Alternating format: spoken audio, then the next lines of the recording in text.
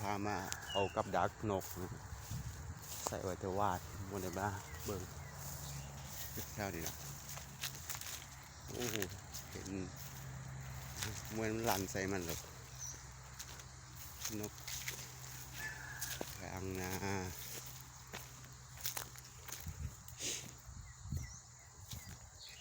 โบราณไข่แน่แห้งบนในมาเบิ่งอยู่ให้การมันลั่นมือลามา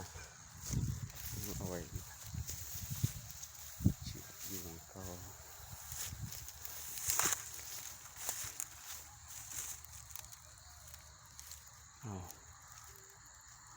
โอ้นึกว่ามันหายไป